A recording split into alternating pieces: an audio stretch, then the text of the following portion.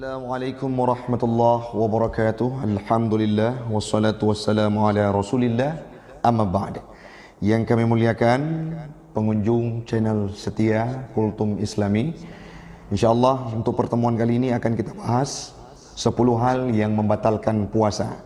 Menurut perspektif Imam Abu Qasim Al-Ghazi dalam kitab Fathul Qaribnya, alladhi yuftiru bihus sa'im asyarah. Ada 10 asya, ada 10 perkara yang mampu membatalkan puasa seseorang yang berpuasa. Yang pertama, masuknya benda ke dalam tubuh dengan sengaja melalui lubang terbuka, yaitu mulut, hidung dan lain-lainnya, baik itu kuping, mata kadangkala. Kalau misalkan benda-benda yang di luar daripada tubuh kita masukkan ke dalam tubuh melalui rongga yang terbuka, akan berakibat batalnya puasa kita. Yang kedua, kita masukkan benda bukan melalui rongga yang terbuka, bukan melalui mulut, bukan melalui telinga ataupun hidung, akan tetapi masuknya rongga melalui jalan yang tertutup, seperti benda yang kita masukkan ke dalam otak melalui kepala, ataupun yang kita masukkan ke dalam perut bukan melalui mulut yang kita miliki. Yang dikehendaki dalam hal ini adalah bahwa orang berpuasa mencegah dirinya, mencegah sesuatu untuk bisa masuk ke dalam tubuhnya, apapun itu.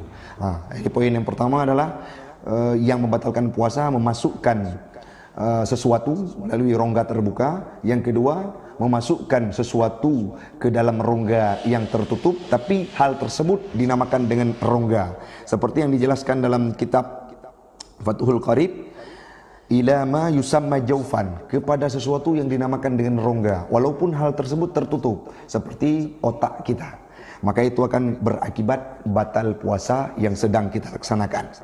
Yang ketiga, mengobati orang yang sakit melalui dua jalan, kubul dan zubur. Jadi kita masukkan seperti yang pernah kita dapati, misalkan maaf, bukan jelek, tetapi ini harus disampaikan, seperti ada sebagian orang yang mengobati penyakit bawasir atau ambien dengan memasukkan obat melalui dubur, maka itu akan berakibat batalnya puasa yang sedang dilaksanakan oleh seseorang. Begitu juga kita berenang dengan sengaja, masuk air ke dalam melalui dua lubang tersebut, maka itu akan berakibat batalnya puasa yang sedang kita laksanakan. Fi ahadits sabilaini wa hiya dawaun, yang dimasukkan adalah merupakan obat yang akan mampu menyembuh al-marid, yang akan mampu menyembuhkan orang yang sakit, fi qubul au dubur.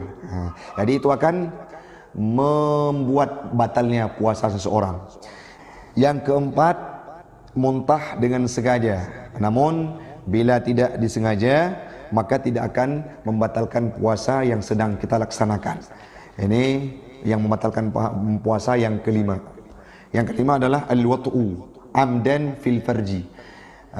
Yang membatalkan puasa yang kelima adalah menggauli istri dan terjadinya proses yang kita maklum bersama, hubungan suami istri. Jadi yang termasuk dalam kategori al-wat'u adalah terbenamnya hasyafah seseorang masuk ke dalam faradnya pasangannya, maka itu akan berakibat batalnya puasa seseorang. Tidak akan batal puasa la yuftir sa'im bil jima'i nasiyan kama sabaq. Tidak akan batal puasa seandainya ada orang yang menggauli istrinya tapi dalam kondisi lupa. Itu tidak menjadi permasalahan sebagaimana pada makan tadinya. Wasadisu, dan bermula yang keenam. Yang keenam itu adalah al-inzal, inzal. Kalau inzal ini bahasa kita adalah wahwa khurujul mani, keluar mani, amdan juga, dengan secara sengaja, an mubasyaratan bila jima'in. Jadi dengan cara mubasyarah, bersenda gurau antara dua pasangan, bila jima'in, dengan tidak jima'.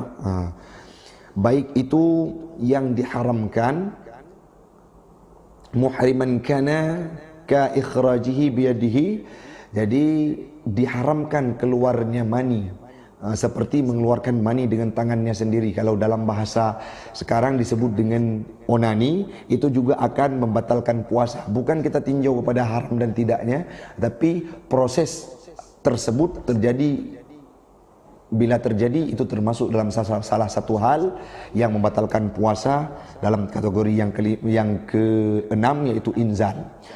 Yang selanjutnya au ghaira muhrimin, dan tidak ataupun tidak diharamkan, seperti mengeluarkan mani ka ikhrajihi biyadi zaujatihi, seperti mengeluarkan mani ataupun onani dengan tangan pasangannya, istrinya. Nah, itu tidak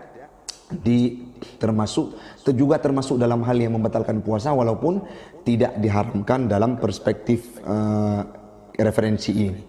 Maka jagalah diri daripada mubasyarah saat kita sedang melaksanakan ibadah puasa. Artinya jauhkan pasanganmu, jangan ada interaksi yang membangkitkan syahwat kita, karena akan berpotensi inzal nantinya. Kalau kita inzal akan berakibat batalnya puasa.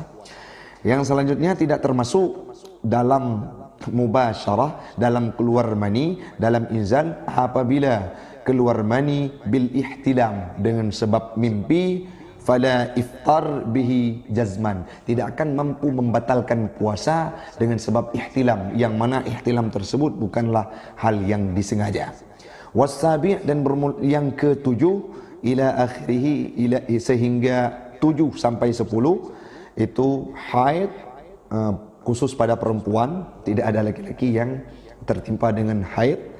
Yang ke-8 nifas, itu juga khusus kepada perempuan. Yang ke-9 junub. Yang ke-terakhir adalah riddah, murtad, keluar daripada agama Islam.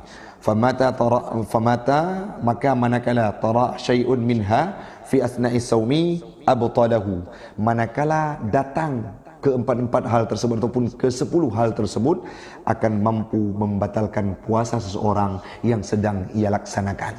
Mudah-mudahan bermanfaat. Jauhkanlah hal-hal yang membatalkan puasa. Jagalah, semoga puasa kita berfungsi dan utuh sampai sehari penuh. Demikian yang dapat kami sampaikan. Assalamualaikum warahmatullahi wabarakatuh.